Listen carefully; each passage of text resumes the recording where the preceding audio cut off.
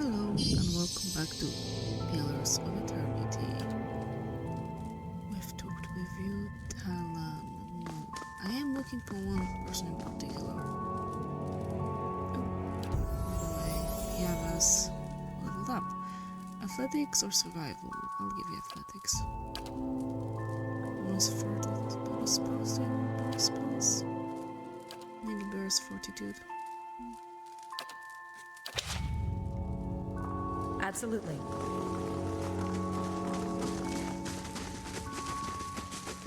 Can we rest here? We can. Great. We cannot rest in the town, but in the city near the elves. Have a moment to talk. Rest here. Sure. A deer in the middle of Air Glonfoss. But I'm glad I can bring this success back to Masuk. And perhaps Persak will return to us one day because of it. I'm certain he will. To be honest, the biggest relief is knowing that my journey was worthwhile. That finding Persak and carrying our village's story to him will strengthen our community and return his soul to us. I'm looking forward to being back in Masuk among my family and my people. But more than anything, I'm glad to finally understand the purpose behind these last 5 years. What do you think? Do you feel as though you understand the purpose behind your hunt for Theos? I need to know what happened in my past and why it haunts me now. Those reasons can make all the difference. I hope they're useful to you. Anyway, Theos isn't getting any closer.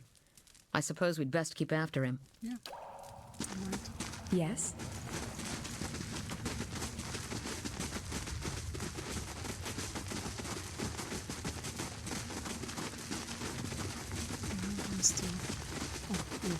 Hail, Estremor. The elderly dwarf blinks at you, not quite looking at you. Her eyes are pale and clouded with cataracts. Welcome to Blood Sands. It is rare that an Estremor sets foot in these caverns. Her sightless eyes fix on you as she tilts her head. What brings you here, I wonder? What do you do here? I sell and maintain certain goods for the preservation of our order, and I perform some of our ritual sacrifices. How do these sacrifices work? Like any Warfrite ritual, it's too complex to explain in detail. It involves clothing the supplicant's essence, binding it to their blithe blood, and drawing it into a container or vessel. Please, tell me about Blood Sands. This is the raw, bloody hearth of Air Glanfath, where some come to give their essence back to their people. Her dry lips bend into a sardonic grin, where others seek a noble escape from their trials. The legacy of the builders to the tribes was not merely Adra and stone, but a sense of community. And it is here that Glanfadans come to sacrifice what is most precious, even their own lives, to preserve it. I'd like to see what you have for sale then. War paint, yes. I assume we could use that. Maybe I should start using potions more. But that's not what I was hoping we could get here. I was hoping for some answers. We've got none. Oh, that's okay.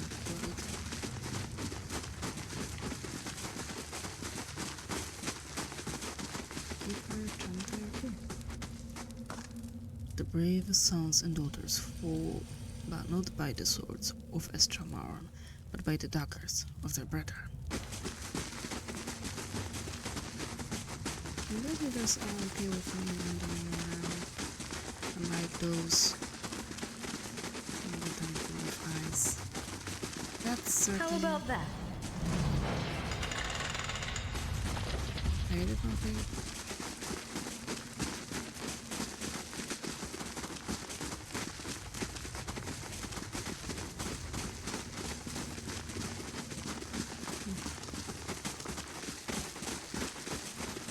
Where are you going?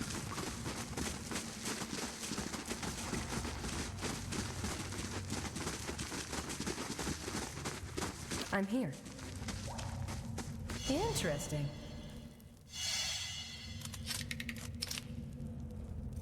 What is that? Oh, that diamond though. Yeah, but nothing interesting, honestly. I need a really good reason to steal something.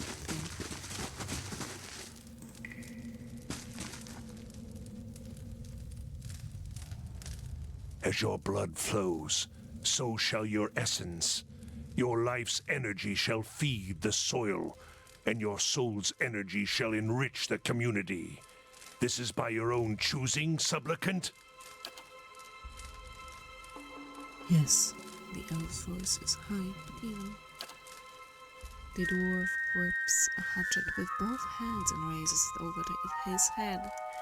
He throws his shoulders forward and swings the weapon into the elf's chest, connecting with a meaty thump.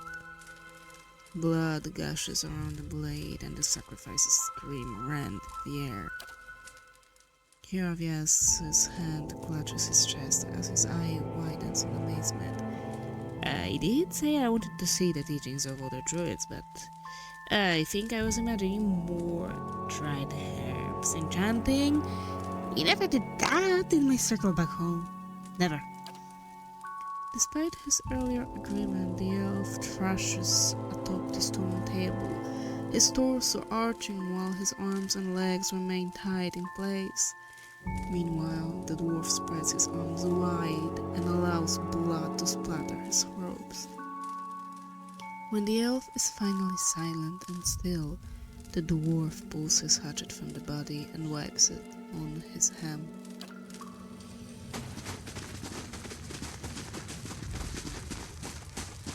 Can I talk to you?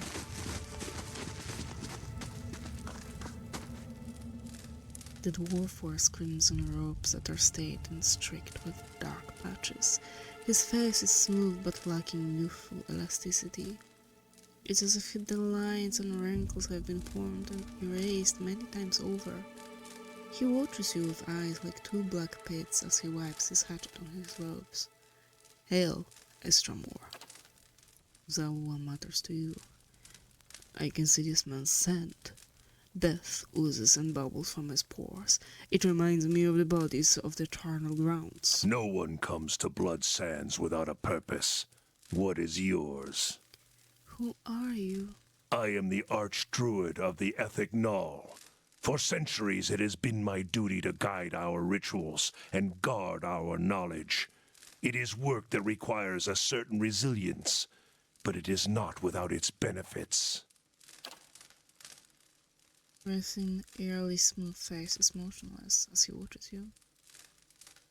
Tell me more about the Evna. We are a druidic order that has been in Twin Elms since Ingwithian times. Our founders came from the White March seeking a place where we might practice our beliefs in peace, as it were. Unlike most of our Glenfathan brethren, we seek answers in the world around us rather than in the teachings of the gods. We believe that all life has power and that this power can be siphoned and conducted. We are not, as some suggest, madmen and murderers. All of our rituals are conducted with willing participants and through methods that have been tested and refined over centuries. This allows us to create the war paint for which we are respected, if not loved. What's war paint? A special unbinding raw essence to the wearer. It grants incredible advantages in combat and has made us indispensable to the tribes. Whatever they say about our practices, almost all of them have made use of a war paint at some time or another. Fascinating indeed how the most strident objections can be overcome by circumstance. Okay, I would like to buy some. I'm no merchant would like. Talk to Keeper Wurda, she's around here somewhere. Okay, thank you. I'm not going for all dialogue options anymore because I don't see a reason since we learned most that we need.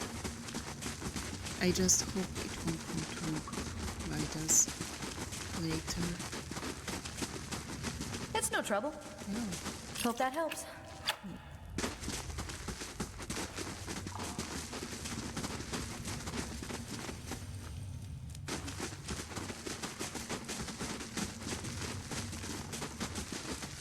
Interesting. Ooh. Interesting indeed. The petitioner before you is swaddled in loose-fitting robes. Her hair is greasy and matted. A glossy film of sweat and grime coats her exposed skin. She has the swollen features of pregnancy and several missing teeth in her big, grinning smile. As you approach, she slowly turns to you and examines you from head to toe, smiling the entire time. "Joyous day to you," she says. Despite coming from a wearied body, her voice sounds resonant and relaxed. "I am Naka, midwife and lordkeeper." Her hands run across the slight bulge in her belly. She rolls her head back and sighs a relaxed purr. "Are you feeling well?" "Flawless. Apologies, I should be left to my meditation. The rite of strength is invigorating, almost overwhelming to the senses." She reaches down and cradles her belly in her hands and turns away. Okay, let's go back to this lady here. So just goes the way around. We know what to do. We know what we came here for. Nope, she doesn't want to do. Okay.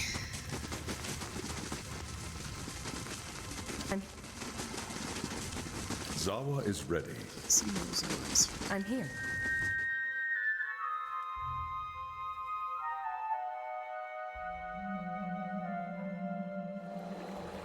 I'd be glad to. So another place for the resident role, only the herbalist. This, what's it called? The Evna? To grant ourselves a God's favor. I heard that you can make certain provisions. We went through that.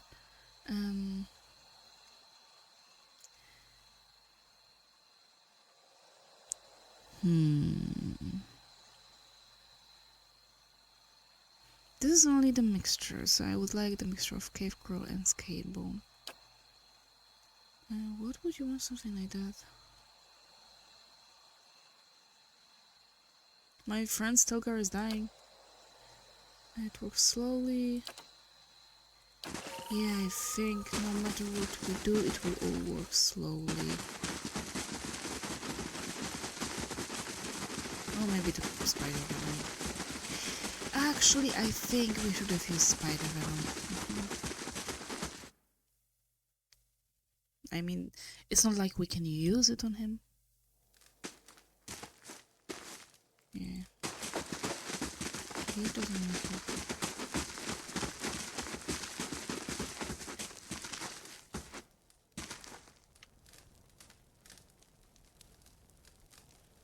I have questions about the task you asked of me. Tell me about the potion that you need from Murda. Essence bound and distilled into liquid. It will have little immediate effect on me, but it will weave a strong result in my future issue. I don't see why you need me to do this. It's okay, because I cannot do it without attracting undue attention. I don't relish passing my own burdens onto another, but this will incite war between our tribes if I am caught.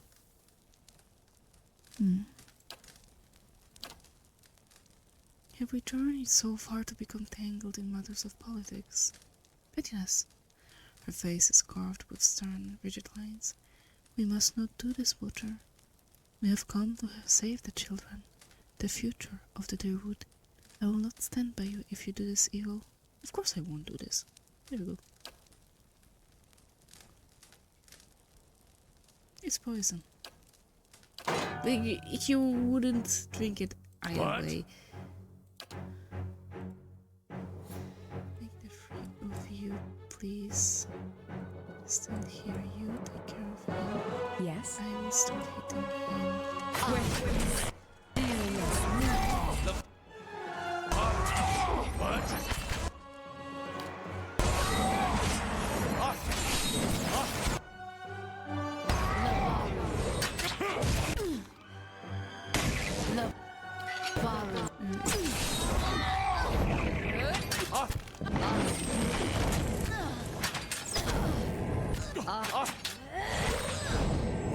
I think. Ooh, someone got the chances now.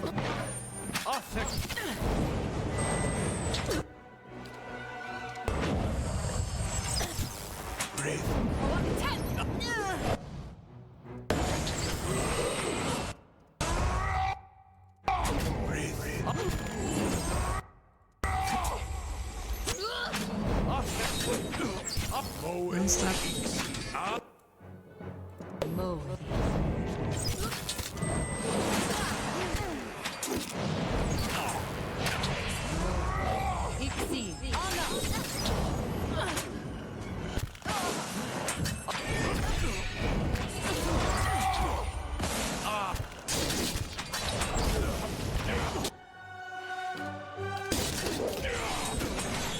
Oh, I'm down.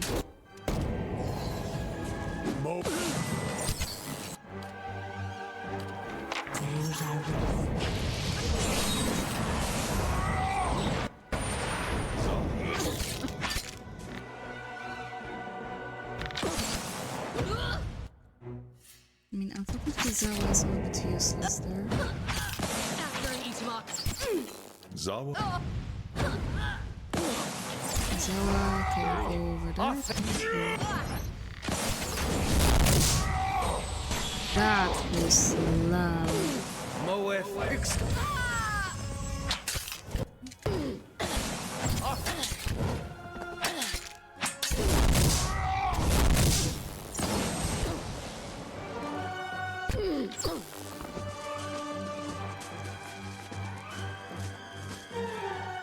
I'm here. No, he didn't. Lyras looks you in the eye and gives you a slow nod. That one. Ah, wait.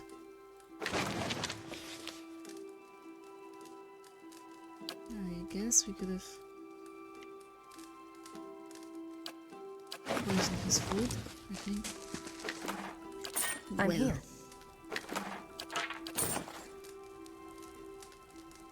Absolutely. never mind.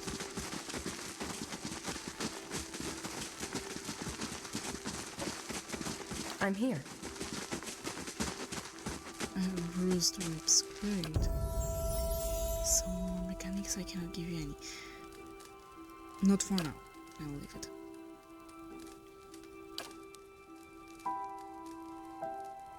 Ooh. I like this one. Old Sea could not rest till his hunger was sated. 15% of damage restored as endurance. Yeah. Although they shielded their eyes against the Framper's gaze, that would be useful in the endless paths. I'm Although, here. don't get me wrong, I do know that it was it was my fault that we had to go through the. I mean, we didn't have to go through the endless paths when we did. Anyway. I always assumed Glonfathens preferred traditional weaponry. Yet you seem uneasy with the bow.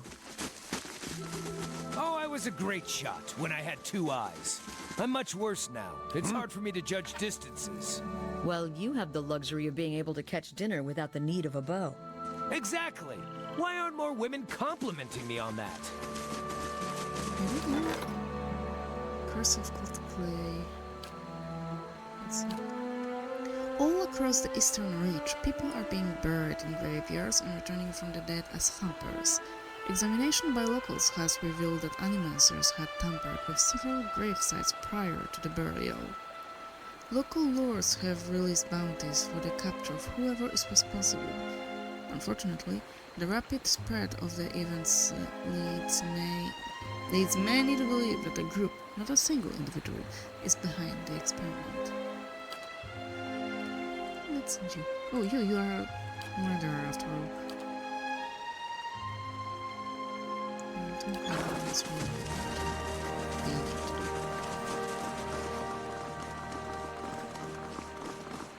Let's grant ourselves gold from the god, I guess. Hey, god.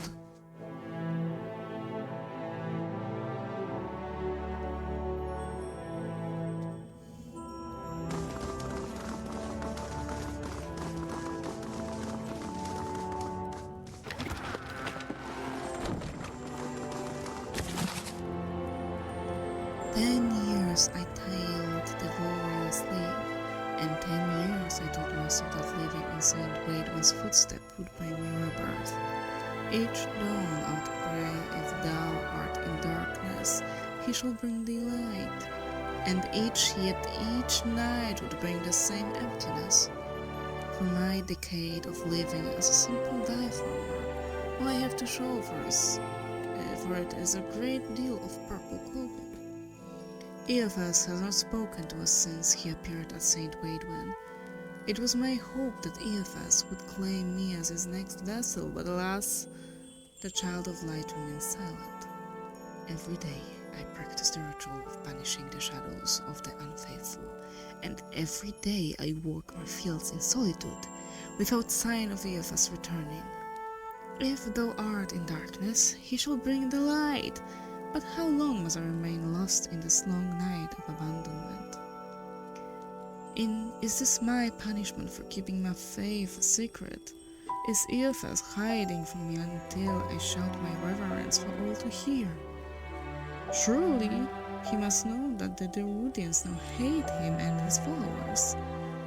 My countrymen are quick to blame all that was terrible about the Saints' war on those of us still faithful to Eophas.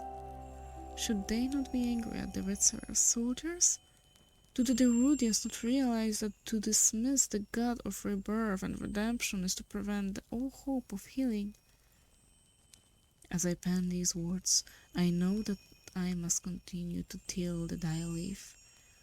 I will awake each day with hope. If thou art in darkness, he shall bring me light. Each day I will pray that the dawn stars visit me, just as they visited Saint Wadewan in his field of Orlas. Will they come to me as they came to Saint Wadewan, as a man and two women, luminescent and perfect? I am told they come to presage new times. I am told many things, and I struggle to find the faith to believe it all. And yet, each morning, the sun rises in the eastern sky, and each morning Eophas illuminates my simple plot of land, casting away the shadows of the unfaithful in his golden gaze. I thank thee, Eotas, for all the springs I've had, and all that will come. I am in darkness. Please bring me light. Sing, O ocean waves of Ondra's sorrow, of her unrequited love for the unattainable moon. Sing of the ocean's sorrow, so that we may forget our own. Each day the tides reenact Ondra's longing for the great moon. The waters reach out at the high tide, yearning for the heavenly body, only to slump into low tide when the moon proves unattainable. You asked me once why I loved Ondra so dearly, how I could go from a life on dry land to being a devotee to the goddess of the oceans. I sing of the ocean's sorrow so that I may forget my own. It is Ondra's message that speaks to my heart. I have devoted my life to helping others discard painful memories, for that is the gift Ondra gave me. When I lost my young daughter, my wife and I were inconsolable until a gift-bearer offered to take my toddler's toys and cast them into the deepest waters. Truth be told, I and the other gift-bearers I know have never even spoken to Ondra. She is largely silent, and when she does speak, she uses floods and tidal waves instead of words. But we sing of the ocean's sorrow so that others may forget theirs. Ondra's story, the story of desire unanswered, actually matters to people like you and me. Magran cannot steer you to victory over sadness. Hiela cannot force joy down a crying throat. Only Ondra can give us the strength to persevere when life seems without worth. And that is the answer to your question regarding why I love my goddess so dearly. Young students are often confused by Berath and Rimmergant's seemingly overlapping roles in holding dominion over death. Berath oversees the cycle of life, death, and rebirth. Rimmergant oversees the cold, destructive act of death itself. This difference is often difficult for novices to appreciate until they've lost a loved one and endured the absence for a time. It is Berath that determines we will be reborn, just as certainly as we will die, but Rimbrugand is the executioner's axe. Rimbrugand shows that all life ends in stillness. I need only show them the symbol of Rimbrugand, the bone-white aurochs skull found carved within the most ancient of Ingwithian ruins. It is a symbol of death and doom in every culture, and any child with 4 winters under his belt needs no introduction to the ancient symbol. Rimbrugand embodies not just death, but all manifestations of collapse, be they famine, plague, or simple bad luck. Rimbrugand is a primal god, silent and inscrutable as death itself. He makes himself known with his passing, not by proclamation. There are innumerable stories of the god's terrifying passage through the lands of Yora. When the beast of winter stares, bitter winds and beastly howling follow the creature's every move. Wherever the beast plants a hoof, all life withers into dust. The faithful of Rimmergant insist that even another god's life can end in stillness. They claim the other gods must flee from the beast of winter's mastery over death, but we know not if this boast holds true. Though the beast of winter is shrouded in snowy clouds, those who have seen the shaggy white monster claim that the souls of the fallen can be seen clinging, or perhaps frozen, to the beast's fur. The dwarfs of the boreal south have numerous stories that tell a similar plot. A brash hero seeks out the beast of winter to rescue the souls trapped in its fur. These tales never end well, for even if the hero saves his beloved soul, the hero dies in the process, for it is not a proper tale of Rimmergant unless the hero's life ends in stillness.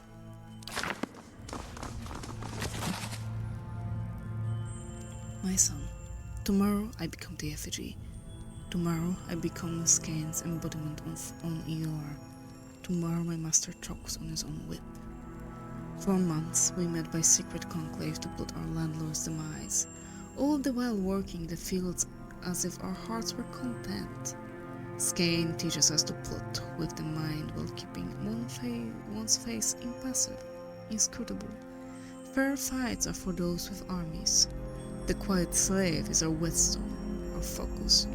In his worship, our cause finds focus, clarity, and possibility. Tomorrow, my master chokes on his own whip. By the time you read this, I will be dead. I pray Skane does not abandon me for speaking of my plotting. But a son deserves to know how his father died, for I have volunteered to be the effigy. Skane will inhabit my body, using this old farmer's simple flesh as a puppet of godly rage. I have been shaved and anointed. Tomorrow morning, I will be your father in name only, and my manhood will be removed, my nose and ears removed, and my useless mortal eyes will be replaced with flint stones through which Skane might see the world. My son, I am sorry for the lies I have told you these past few seasons, but Skane demands secrecy. Even your mother knows nothing of my furtive service to the quiet slave. Curse my name if you must, but never weep for me, for I die for the betterment of our community, to smite our Lord's corruption from the face of Eora.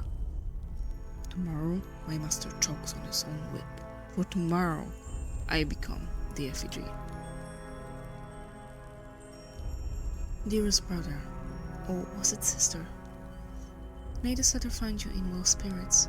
A man of thuggish bearing stormed into my library the other day and demanded I help him find a book on the construction of an aquabus. I thought it proper service to Whale to steer this man toward an illuminated manuscript on the subject of whittling toy soldiers and other miniature props. Unamused by my solution, I shrugged and said, "What is the answer without a question?" He did not find my spiritual rhetoric helpful or amusing, and so he punched out 2 of my teeth. I trust your summer has been less tumultuous than mine. In more important news, my apprentice claims she saw the eyeless face in the dream the other night. I admit, I was so mad with envy that at first I refused to believe her. Well, forgive me for such a lapse of judgment.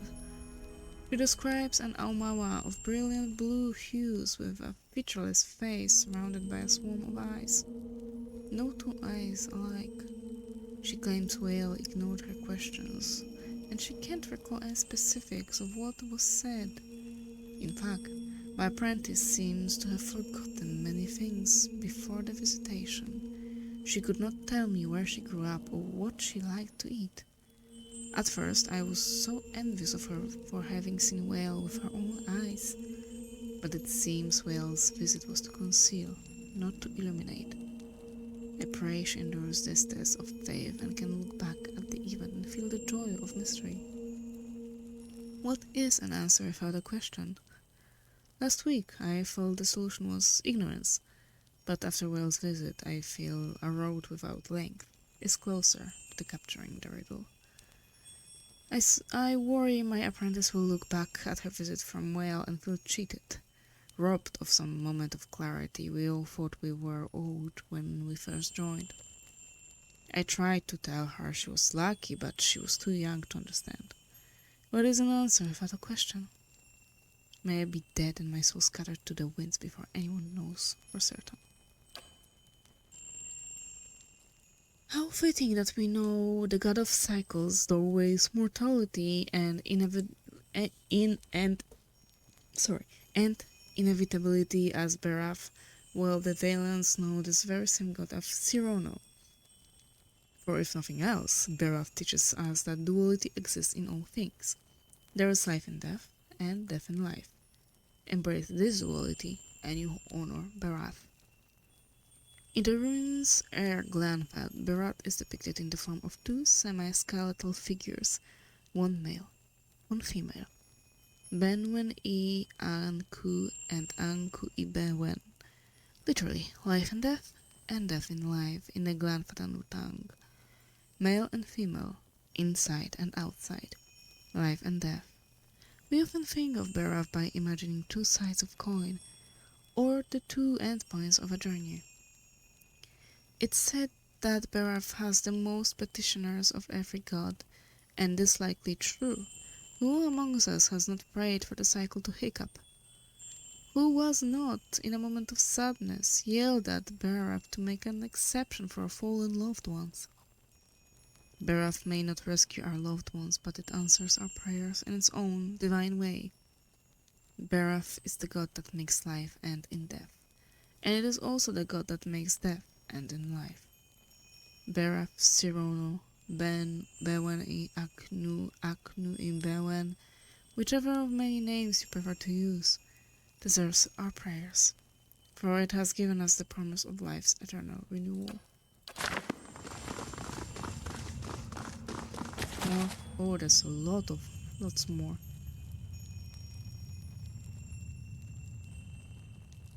This is about the deer.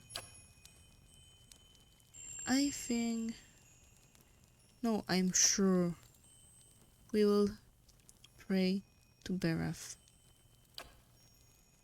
because we did already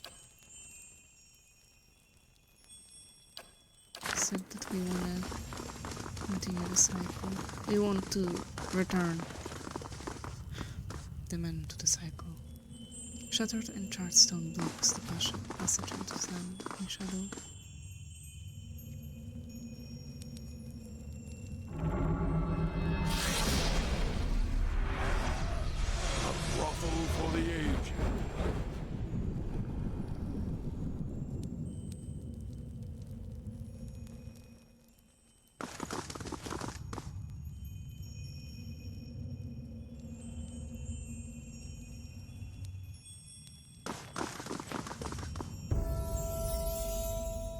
In the glittering stars of the nearby constellation, you see the grim shape of a skull. Its jaws are open wide, as if frozen in a silent scream. You kneel before the shrine and prepare to recite the ritual words. There is life in death, and death in life. There is a rippling shift in the air around you, as if some unfelt wind has changed, bringing unexpected warmth. You feel the peculiar wave of an unseen presence and of eyes on you. You kneel to pray to Berath. Even while your eyes are closed, you see a road that seems to straighten forever. The stars wheel overhead in a clockwork rotation of constellations, disappearing over the horizon to your left, only to rise on your right. You try to make out the details on either side of the road, but your eyes can't seem to focus. One moment you think you see a meadow blanketed with mist and another sheer canyon walls. Just for an instant, you even see waves slapping at the edges of the road. Were you to step into the shifting landscape, you feel certain you would only end up back on the road. You know this is a vision, but the packed dirt feels firm beneath your feet and the night air cool on your face. You are walking. Your feet seem to carry you forward of their own accord. Something looms ahead of you. As you get closer, you see two stone figures that look strangely familiar. You remember the door to Cleaban Rilag and the two figures carved into the mountain next to it. One looks vaguely male and the other vaguely female. Only a thin layer of flesh covers their skeletal bodies, which twists the face the doorway between them. The doorway, however, is not what you saw in the ruins. It's a skull, gaping and jawless, and as you look on, its open mouth seems to grow. The arms of the two stone sculptures are swept toward the mouth, inviting you in.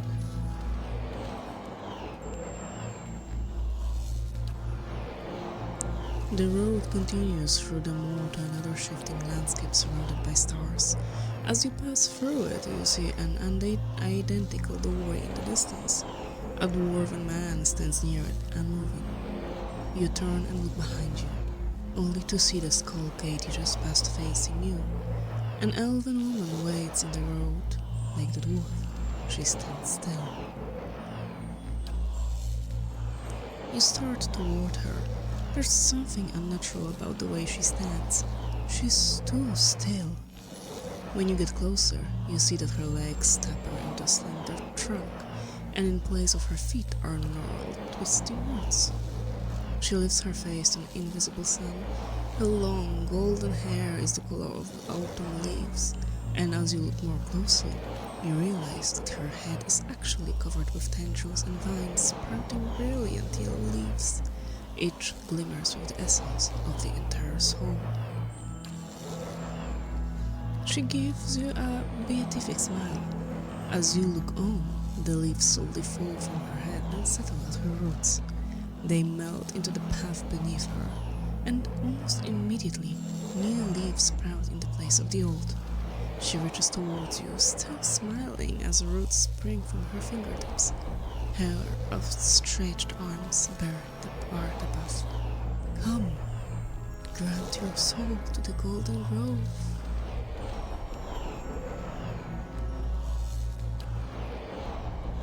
Her roots twine around your fingers, and as they do, they grow rigid and cold. Her outstretched arm petrifies, and as a rough stone bark overtakes her flesh, she can only look on it in horror. You break away from her brittle grasp. Her feet are rooted in place, but she twists and withers as if trying to free her own dying limb. The petrification reaches her shoulder and spreads down her body, freezing it in painful arc. It creeps up her neck, and she throws her face skyward like a drowning swimmer. The grayness covers her face, freezing her gasp in stone. Now that she is still and lifeless, you can continue past her. Only the golden leaves on her head remain untouched, and as you watch, They fall one by one to the path below. They shrivel as the shimmering essence fades from them. You lift your gaze and see the dwarven man standing further down the road. You continue down the road toward him. He looks up as you approach, but you can't tell if he's looking at you or through you. His face is smooth but flaccid, as if the flesh has detached from the muscles beneath. As you look on, his face begins to change. Wrinkles crack at the corners of his eyes. His mouth sinks, carving deep lines from his nose to the corners of his lips. His jaws sag, and the loose flesh hangs like dough. He raises his cupped hands. They're covered in blood. He lifts them to his face and smears himself, from his newly creased forehead to the wattles of his neck. As he massages the dark, sticky fluid in his skin, the fresh wrinkles disappear. The hanging folds recede, and his flesh tightens as if re-adhering to his skull. He lifts his head, and this time you know he's looking at you. His renewed face looks like a mask, artificially smooth and still. Behind it, his black eyes are two hungry pits, yawning like the empty mouth's skull. Come, make your sacrifice to the ethic knoll. His body blocks the path. He extends a bloody hand towards you.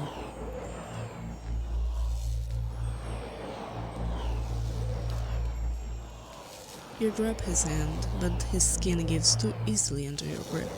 As you try to pull away, you hear a noise like dried canvas tearing. His skin splits, following a long seam that begins at his arm and stretches the length of his body. Blood gushes forth in such quantities that you can't imagine there was ever anything else in him. Sure enough, as the dwarf empties of blood, he collapses like a desiccated husk. The blood in the path gleams with 1,000 souls worth of essence. The essence evaporates, trailing shining filaments into the night sky. Only now that he is dead, you can continue onward.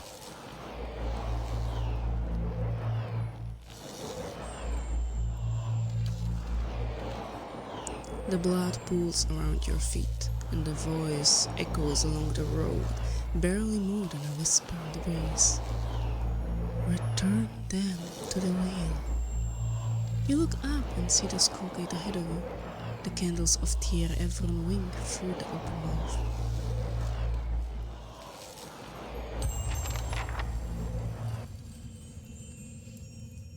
Okay, so You don't we want need what I to have, kill. Watcher. Some flames Yes. spread easier than others. Yes, we'll level you up as you wish. So our current task is to get rid of the dwarf priest that we met and some elven woman, also the cult leader, I assume. Okay, let's level you up first. Let's give you this. That's done. I'm That here. was fairly quick.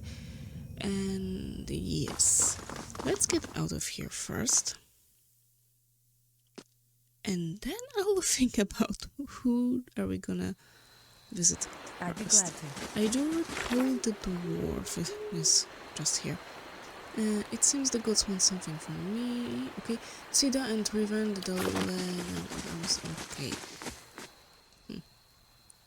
What do you wish I to have know? questions. I need We to know will about tell you praying what for we the can. support. Behind us is Tear Ever. Until we meet. Yes, we. Okay, you don't What have do you anything wish to new to until tell we me. meet? Neither do you.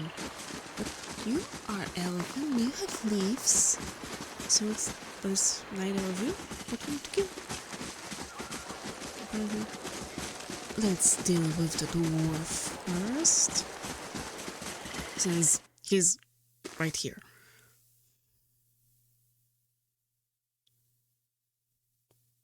I think.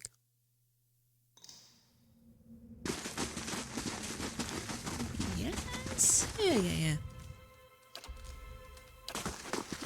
Goodbye.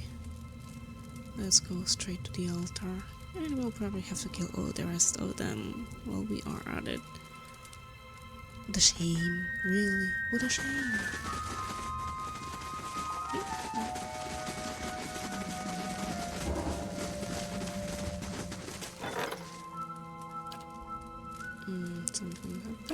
Not really. Everything is completed. No merchant stalls. Yeah.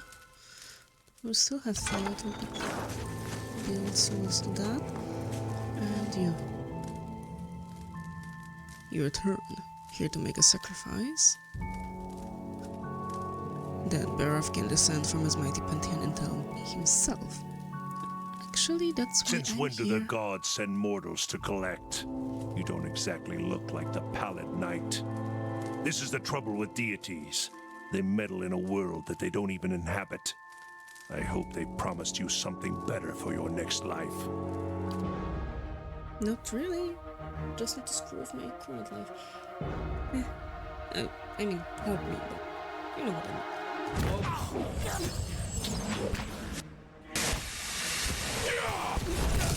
You deal with the priest, Noah, we'll deal with the rest.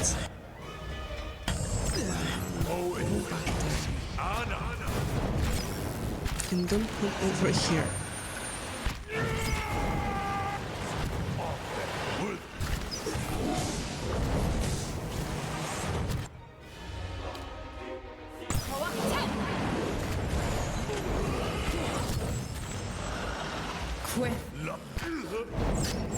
That was a really good summoning of the ogres. If I dare say so myself. But yeah, that's one done. Now we need to find the elf woman.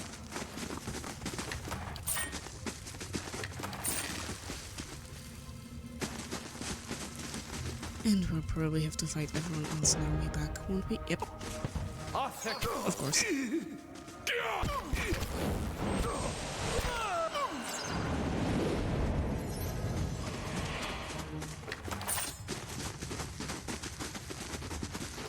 So let's loot the place while we are at it. It doesn't matter now.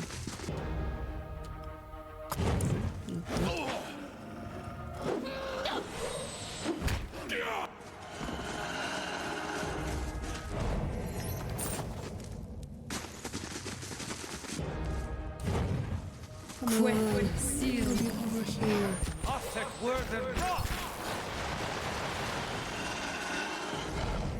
Yes? Can we get out now? No. Seriously.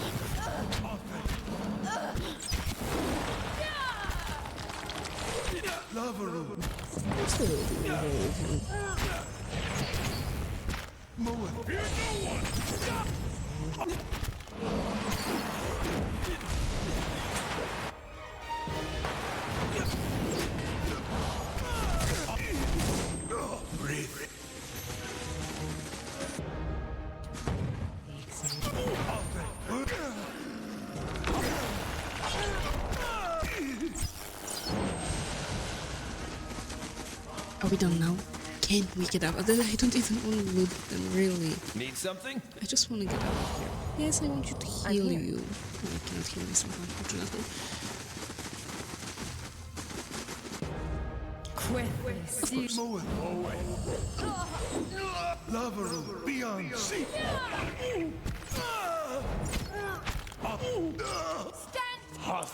No, we cannot sneak past you.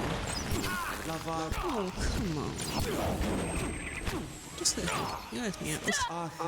Think about it. You could be the leader of the cult yourself. At once. I believe that's all of them now.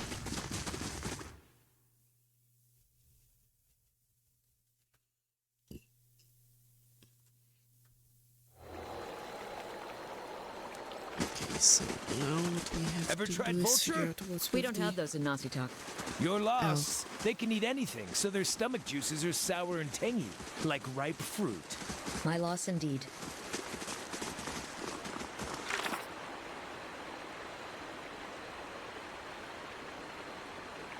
Yeah, you're a loss, indeed. I agree. Let's see.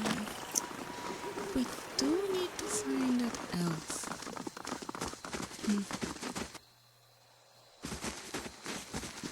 Maybe the lady in the circle here? Someone?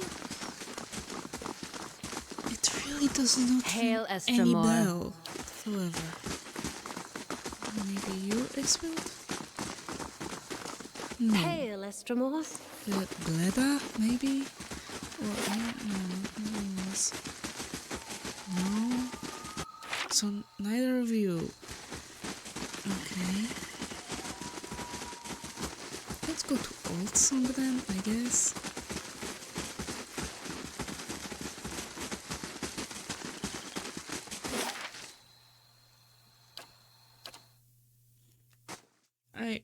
I will probably check it up, but for now let's go to Old Song.